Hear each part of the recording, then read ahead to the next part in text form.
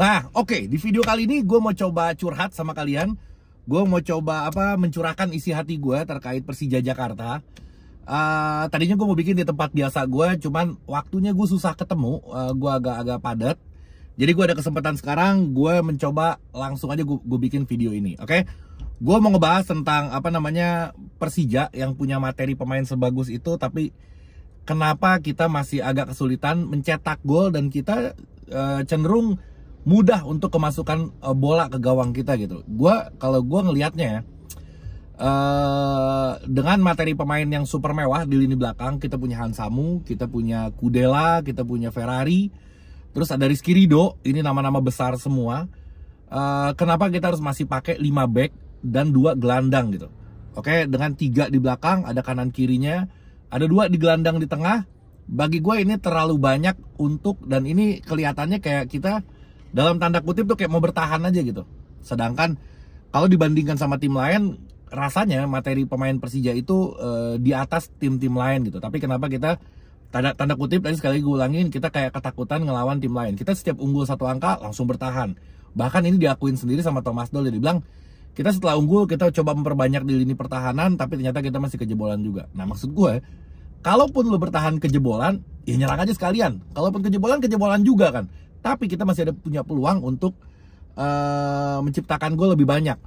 Memang kita nyerangnya udah oke, kita udah nyerang memang. Permasalahan kita cuma satu, kita nggak bisa masukin bola ke dalam gawang aja. Udah, finishing aja kita nggak punya. Tapi terlalu banyak di belakang juga itu menjadi catatan yang kurang bagus menurut gue. Gue bukannya mau sok tahu, gue hanya mencurahkan isi hati gue aja. Gue juga yakin pun kalian pasti ngobrol sama teman-teman kalian, mungkin di warung kopi, mungkin di mana. Bedanya kalau gue rekam aja gitu. Jadi kita sama-sama ngebahas hal ini gitu. Karena udah setengah musim berjalan, ternyata performa Persija masih gini-gini aja. Ya boleh-boleh aja kita bahas gitu. Bukan berarti terus kita sok tahu dan kita merasa lebih pintar dari Thomas Doll. Ya enggak lah, jelas dia lebih jago dibanding kita semua. Dan gue yakin juga nanti dari kalian pasti ada yang komen, bang lo aja jadi pelatihnya. Itu terserah deh, lo mau ngomong apa aja terserah. Tapi gue mencoba untuk mengeluarkan apa yang gue rasakan. Oke, gue mau ngebahas kayak contoh kita pakai 5 back. Gue ngelihat ada wing back kanan kiri kita, dia harus menyerang juga, dia harus bertahan juga. Yang mana nyerangnya jadi nggak optimal dan bertahannya pun jadi nggak optimal. Gue ngeliat di pertandingan sebelumnya Kevin Zaandika itu kecapean banget. Memang posisi yang paling capek itu, terkuras energinya itu ada wing back kanan dan wing back kiri. Itu udah pasti paling capek. Dia harus bantu nyerang dan dia harus bantu bertahan. Bagi gue nanggung. Nyerangnya jadi nanggung, bertahannya pun juga jadi nanggung gitu. Ada 2 gelandang di tengah, ada Rizky Fandi yang cenderung lebih bertahan, Hanif yang lebih menyerang. Bertahannya juga nanggung, Hanif juga nyerang, bertahannya juga nanggung. Sedangkan dia harus bolak-balik maju ke depan. Kalau gue punya pemikiran lain, kenapa nggak coba aja eksperimen gitu. Ketika kita gagal berpuluh-puluh game ini, mungkin setengah musim kita udah gagal dengan formasi ini. Walaupun musim sebelumnya kita berhasil dengan formasi yang sama ya. Mungkin dari sisi materi pemainnya tentu berbeda gitu. Nah, kenapa nggak coba aja pakai 4 back atau 3 back pun tapi nggak 5 gitu belakangnya. Pasti lo komen kayak gini juga, bang itu kan 5-3-2 itu kan nanti 5-3 back 5 maksud gue itu kan nanti pas penyerangan juga kan backnya jadi 3 gitu. Nah, gue tahu lu pasti komen kayak gitu. Memang iya kayak gitu, tapi tanggung juga. Yang tadi gue udah bilang, dia nyerangnya juga jadi tanggung, bertahan juga jadi tanggung. Nah, ketika lo pakai 4 back, si RB dan LB-nya ini, wing back-nya ini nggak perlu terlalu menyerang, dia hanya sampai tengah aja, karena udah punya sayap di situ. Dan 3 di tengah ini, lu bisa jadi 1 gelandang bertahan di sana, yang mana Rizky Fandi lebih kuat dalam bertahan. Hanif Syahbandi di tengahnya, CM-nya, karena dia masih bisa punya insting penyerangan bagus di situ. Dan Gayos yang menjadi trequartistanya, Gayos menjadi playmakernya. Kalau kita punya striker Gustavo Almeida, dia sembuh, dia bisa jadi striker tunggal di sana.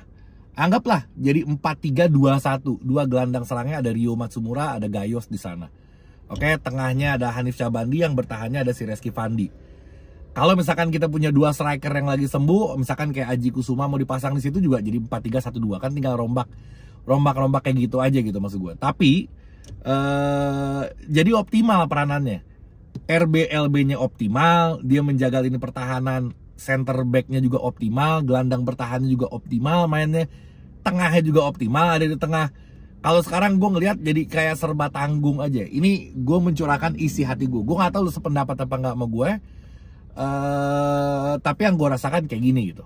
Terus kayak strikernya Aji Kusuma. Aji Kusuma gue sering bilang banget kalau dia nggak cocok ditaruh striker tunggal, tapi berkali-kali dia taruh di sana. Bahkan ketika dia ngegolin pun posisi dia bukan yang dari striker tunggal itu, dia lebih ke kreator yang menyerang dari belakang ke depan. Sayang banget Mubazir kemarin pertandingan si Aji Kusuma ditaruh di situ, bahkan dia sampai ke pinggir-pinggir dan dia mencoba crossing ke tengah, nggak ada pemain sama sekali di situ. Karena apa? Karena ini pemain nggak jelas dia mau bertahan apa nggak, apa mau nyerang, bingung. Firza Andika pun berkali-kali ketika Rio Matsumura mau ngoper ke kiri dia nggak ada di sana gitu. Dia mau nyerang tanggung, mau bertahan tanggung. Kalau dia main keduanya dia capek banget. Jadi ya boleh dicoba. Kalau gue nggak menyarankan. Kalau gue mau menghayal aja, boleh dicoba pakai 4 back aja gitu. Nggak ada salahnya mencoba hal yang baru.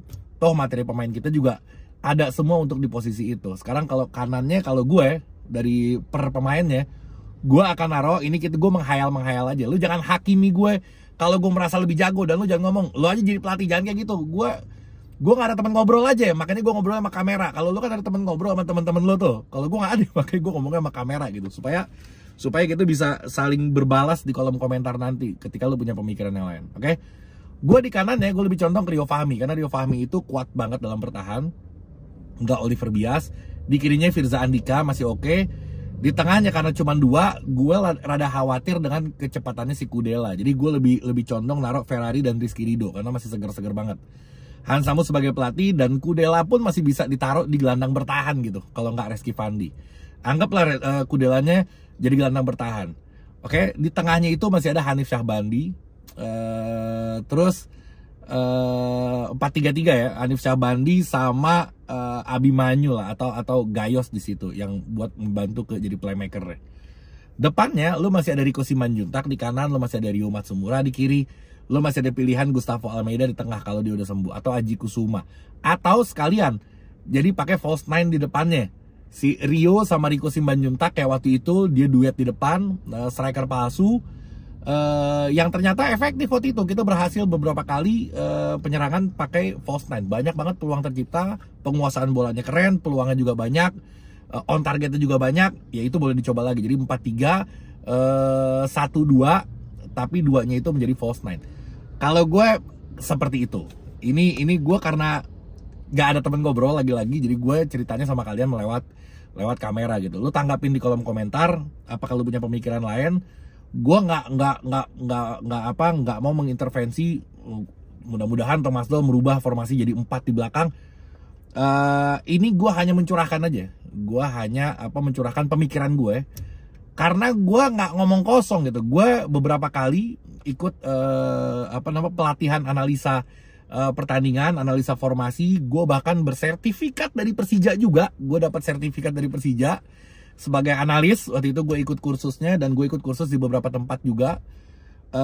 Jadi dengan gue ada pengalaman itu ya, jadi gue punya pemikiran yang lain gitu.